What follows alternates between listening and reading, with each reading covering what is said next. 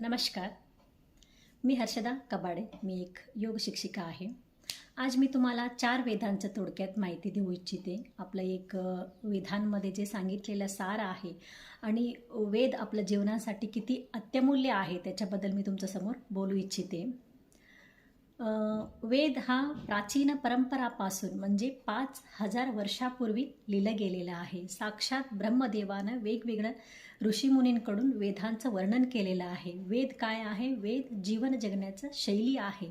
वेद आपल्या जीवनामध्ये येणारा चढ उतार कष्ट दुःखांवर मात करून आपण कसं सक्सेस करायचं, आपण सर्वांसोबत कसं प्रेमानं व्यवहार केला पाहिजे, आपल्या येणाऱ्या अडचणींवर आपण कसं मात केलं पाहिजे, सर्वात महत्त्वाचं आपलं मानसिक स्थैर्य आपल्यासाठी किती महत्त्वाचं आहे हे आपल्याला वेद शिकवते.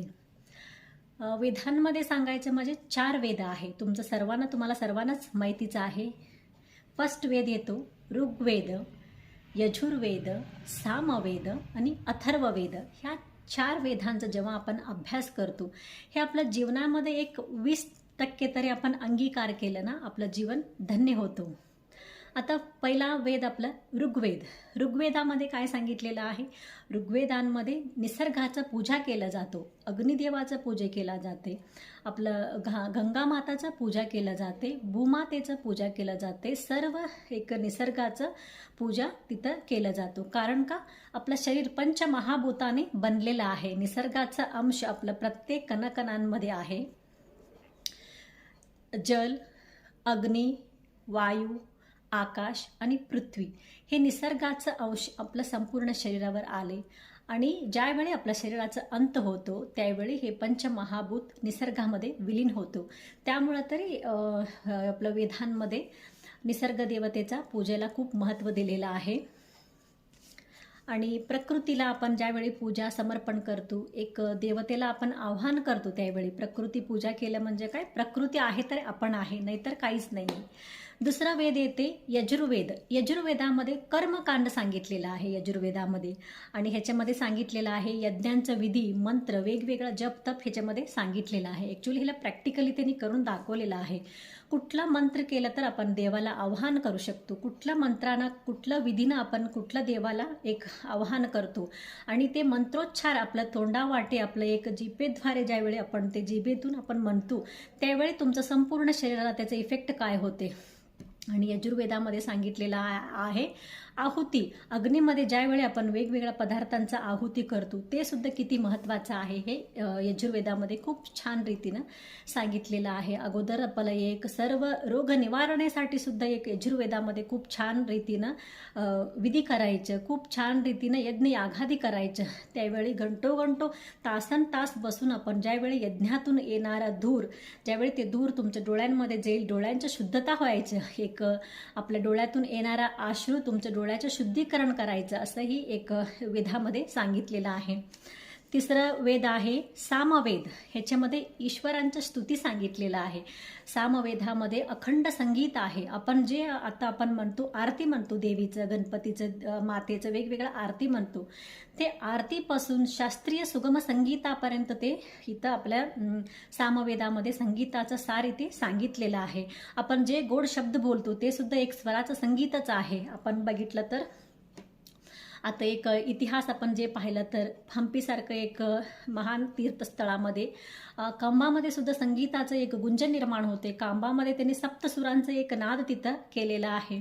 आणि ज्यावेळी कवी लोक होतं राजा महाराज यांचं काळांमध्ये त्यावेळी त्यांनी वेगवेगळ्या रागातून त्यांनी निसर्ग देवतेला आव्हान करायचं. मेघराग करून पाऊस आणलेला आहे, दीपराग म्हणून एक ज्योती निर्माण केलेला आहे, ज्योती प्रज्वलित केलेला आहे. एवढं ताकद आपलं सर्व पूर्वजांकडे होतं. म्हणजे हे मी सांगते 5000 वर्षापूर्वीचं हे परंपरा होतं आणि एवढं सात्विक होतं लोक. का बरं? देवाने आव्हान केल्यानंतर येत होतं त्यावेळी त्यांच्यामध्ये कलह नव्हतं, त्यांच्यामध्ये ईर्ष्या द्वेष कपट भावना नव्हतं. स्वच्छंद निर्मल पाणीसारखं त्यांचं मन पाऱ्यांत आपण म्हणतो ना त्यासारखं होतं.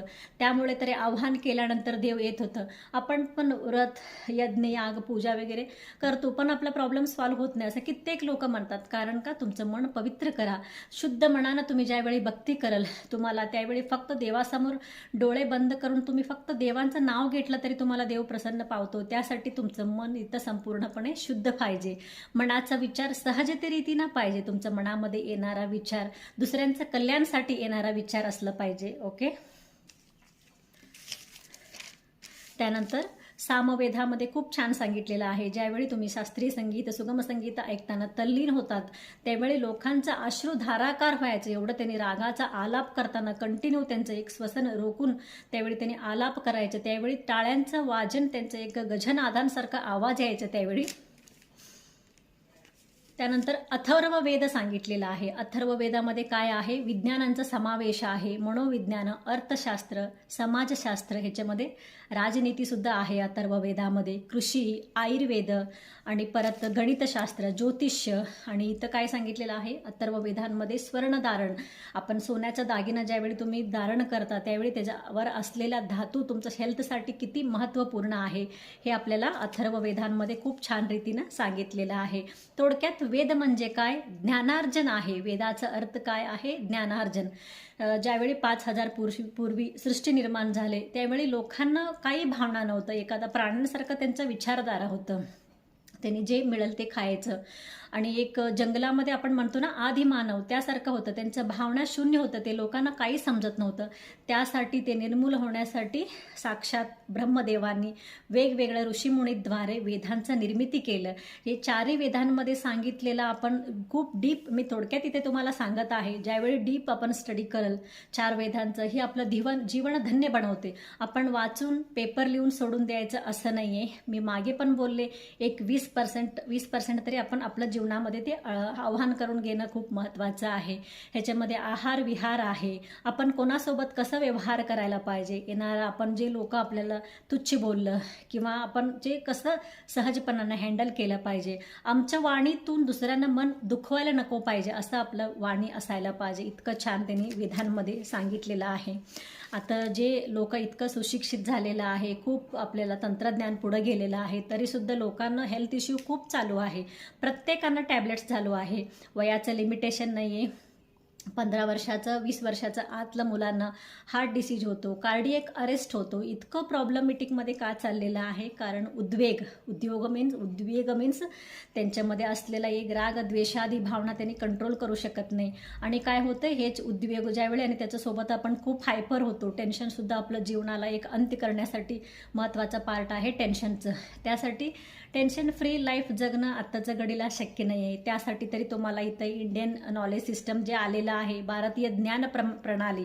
आता आपल्याकडे खूप सुविधा आहे. त्यावेळी सुविधा नसताना लोक इतकं मोठं अचिव्हमेंट केलेलं होतं. त्यांच्या एक 100 वर्षापर्यंत त्यांनी जीवन जगत होतं.